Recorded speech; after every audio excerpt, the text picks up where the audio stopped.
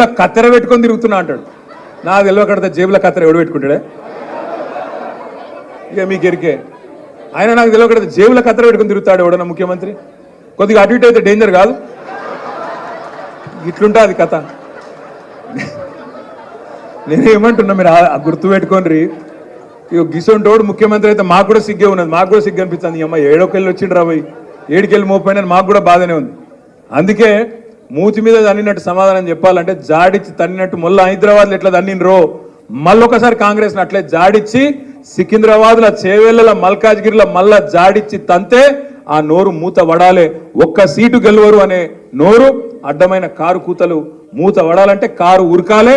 100 కిలోమీటర్ల రఫ్తారుతో కారు ఊరికి లక్ష్మారెడ్డి గారు బ్రహ్మాండంగా గెలిచి తీరాలి. ఇంకొక మాట కూడా నేను మీకు విజ్ఞప్తి చేస్తా ఉన్నా, ఇంకొక మాట కూడా ఆలోచించమని నేను కోరుతా ఉన్నా. ఇవాళ నేను ఇది ఉత్తగానే అంటలేను, ఆషామాషిగా ఆరోపణ చేస్తలేను. మీరు జాగ్రత్తగా గమనించండి, ఆలోచించండి. అసలు రేవంత్ రెడ్డి కాంగ్రెస్ పార్టీ మనిషా, అసలు రాహుల్ గాంధీ మనిషా, నరేంద్ర మోడీ మనిషా, నాకైతే సమజ్ అయితలేదు. మీరు జాగ్రత్తగా వినుండ్రి, చూడుండ్రి ఆయన మాటలు, ఆయన వ్యవహారం. రాహుల్ గాంధీ ఏమో ఏమంటాడు, దేశం అంతా తిరుగుతుండు పాపం ఆయన కాలికి బల్బం కట్టుకొని. ఆయన ఏమంటుండు పిచ్చోడు, చౌకీదార్ చోర్ హై అంటాడు. నరేంద్ర మోడీని చౌకీదార్ చోర్ హై అంటాడు. రేవంత్ రెడ్డి ఏమంటుండు, హమారే బడే బాయి హై, మోదీ సాబ్ హమారే బడే బాయి హై. ఆయన చోర్ అంటాడు, ఈయన బడే బాయ్ అంటాడు. ఆడ రాహుల్ గాంధీ ఏమో పాపం అమాయకుడు, అదానీ ఫ్రాడ్ హై అంటుండు. అదానీ ఫ్రాడు, దొంగ అంటుండు. ఈయనేమంటుండు, అదానీ హమారే ఫ్రెండ్ హై, ఫ్రాడ్ నహీ హై. ఇది రేవంత్ రెడ్డి గారి మాట. ఇంకొక మాట మీరు చూడండి, గుజరాత్ మోడల్ ఫేక్ హే అని రాహుల్ గాంధీ అంటాడు. గుజరాత్లో డొల్లాది ఉత్తదే ఫేక్ మోడల్ అని ఎవరు అంటుండ్రు? ఇవాళ రాహుల్ గాంధీ. రేవంత్ రెడ్డి ఏమంటుండు, మా తెలంగాణ మోడల్ కాదు, తెలంగాణను నేను గుజరాత్ చేస్తా అంటుండు. తెలంగాణను గుజరాత్ మోడల్ అంటే ఏం చేస్తావు?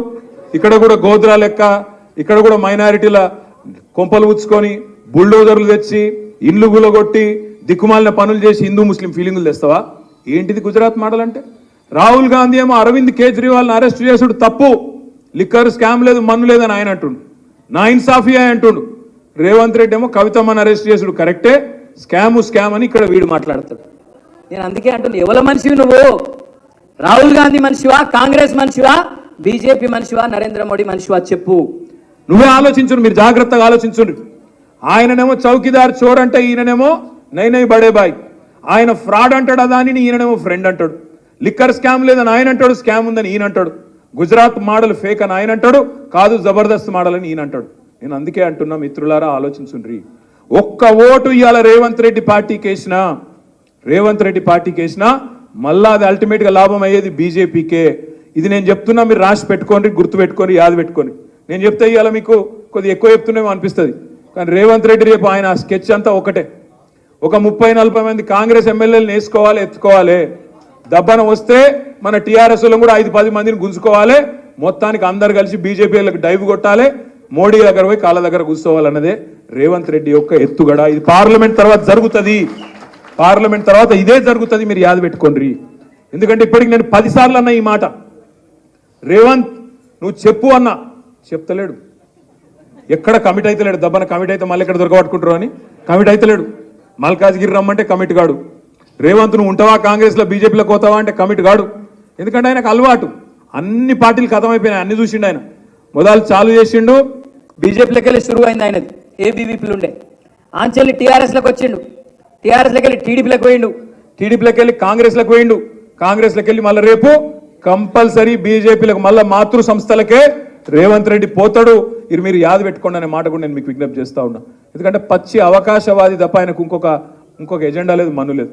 ఇక మా ఈటెల రాజేందర్ గారు అన్న పాపం హుజురాబాద్లో గజ్వేల్లో ఓడిపోతే అన్న ఇక్కడ టికెట్ తీసుకొని వచ్చిండు. రాజేందర్ అన్నకు నాకు ఒక దగ్గర స్పీచ్ చూసిన మల్కాజ్గిరిలో, మేడ్చల్కో యాడుకో పోయిండు. పోయి పాపం రాజేందర్ అన్న రైతుల మీద ప్రేమ కురిపిస్తున్నాడు. 2 లక్షల రుణమాఫీ ఏమైంది? రేవంత్ రెడ్డి నువ్వు రుణమాఫీ చేయి, నేను తప్పుకుంటా పోటీలకు వెళ్ళని చెప్పి రాజేందర్ అన్న మాట్లాడుతుంటే నాకు నవ్వాలనో ఏడవాలని అర్థం కాలే. ఆయన మర్చిపోయిండు పాపం ఏ పార్టీలో ఉన్నాడో. ఆయన ఇంకా టీఆర్ఎస్లో ఉన్నా అనుకుంటుండు పాపం రాజేందర్ అన్న నువ్వు బీజేపీ వాళ్ళు మీరు రైతు రుణమాఫీ గురించి మాట్లాడితే దయ్యాలు వేదాలు వాళ్ళు ఇచ్చినట్టుంటది. ఎందుకంటే మీ నరేంద్ర మోడీ గారు 10 ఏళ్లలో ఏం చేసిండు? 14.5 లక్షల కోట్ల రుణాలు మాఫీ చేసిండు. ఎవల రుణాలు? బడా బడా బాబులు, కార్పొరేట్ సేట్లు, పెద్ద పెద్ద వ్యాపార సంస్థలు, అదానీలు, అంబానీలు వాళ్ళ రుణాలు మాఫీ చేసిండు. గసొంటి పార్టీలో కూర్చొని నువ్వు రుణమాఫీ గురించి, రైతు రుణమాఫీ గురించి మాట్లాడితే చాలా చండాలంగా, చాలా దరిద్రంగా ఉంటుంది రాజేంద్ర అన్న. నేను ఒకటే అంటా ఉన్నా ఈటెల రాజేంద్ర గారిని, నువ్వు దమ్ముంటే, ధైర్యం ఉంటే 10 ఏళ్లలో నరేంద్ర మోడీ అనేట ఆయన ప్రభుత్వం ఏమి చేసింది కంటోన్మెంట్కు, ఏమి చేసింది మల్కాజ్గిరి పార్లమెంటుకు చెప్పి ఓటు అడుగు అనే మాట బీజేపీ నాయకుడు నేను అడుగుతా ఉన్నా. మాట్లాడితే గట్టిగా అడిగినాం అనుకో, ఏం చేసిరా మీరు 10 ఏళ్ళు ఏం బీకిండ్రంటే జై శ్రీరామ్, ఇంకా తప్పేం లేదు. రామనామ జపున పరాయమాలను అప్పున, రామనామ జపున 11,560 కోట్ల ఎలక్ట్రల్ బాండ్స్ అప్పున, 11,560 కోట్ల రూపాయలు ఇవాళ బీజేపీ అకౌంట్లో ఉన్నమాట వాస్తవం కాదా? ఎలక్ట్రల్ బాండ్స్ రూపంలో మీరు ఇవాళ ఏదైతే స్కామ్ అంటుండ్రో, లిక్కర్ స్కామ్, అందులో ఒక ఆయన దగ్గర 60 కోట్లు తీసుకొని ఆయన బయటికి పంపింది వాస్తవం కాదా? ఇవన్నీ వాస్తవాలు కాదా రాజేంద్ర అన్న? నీతిమంతుడు మోడీ గారు. ఎందుకు నీతిమంతుడు? 609వ స్థానంలో ఉన్న అదానిని తీసుకొచ్చి 2వ స్థానంలో కూర్చోబెట్టినందుకు నీతిమంతుడు. ఎక్కడికి వెళ్ళి నీతి? అందుకే నేను అంటా ఉన్నా మిత్రులారా, ఆగం కాకండి. గోసముఖం పెట్టగానే ఇప్పుడు అన్నాడు మా అన్న, గోసముఖం పెట్టగానే ఆగమయ్యారు. రాజేంద్ర అన్న మంచి డైలాగులు కొడతాడు. హుజురాబాద్లో కూడా సాదుకుంటారా చంపుకుంటారా అని మాట్లాడిండు. అనగానే పాపం అయ్యో పాపం మా ఓడు కదా అని ఆయనతో ఓటేసిండు. ఏమైంది ఓటేసిన పాపానికి? మళ్ళీ హుజురాబాద్ మరి కూడా చూడలే, ముఖం కూడా మళ్ళీ చూపెట్టలే. అందుకే నేను అంటా ఉన్నా, ఇలా రాగిడి లక్ష్మారెడ్డి గారు ఏదో పర్సనాలిటీ పరంగా చూస్తే ఒక ఆమెనేమో జెడ్పీ చైర్మన్, ఒక ఆయననేమో ఆమె భర్తనేమో మాజీ మంత్రి, ఇడిదిక్కేమో ఒక మాజీ మంత్రి, వీళ్ళు పెద్ద కనబడుతుండొచ్చు. లక్ష్మారెడ్డి అన్న అయ్యో ఈయన ఇదివరకు మాకు తెలియదు కదా కొన్ని నియోజకవర్గాల్లో అనే పరిస్థితి ఉండొచ్చు. కానీ నేను మిమ్మల్ని కోరేది ఒకటే, సీనియారిటీ కంటే సిన్సియారిటీ ముఖ్యం. అది తప్పకుండా రాగిడి లక్ష్మారెడ్డి గారిలో ఉంది. వాళ్ళిద్దరూ ఇవాళ అక్కడ పోటీ చేస్తున్న ఇద్దరు కూడా కేసీఆర్ గారి దగ్గర పదవులు పొంది కేసీఆర్ గారికి వెన్నుపోటు పొడిచి అక్కడ నిలబడ్డ నాయకులు అవతల దిక్కున్నారు.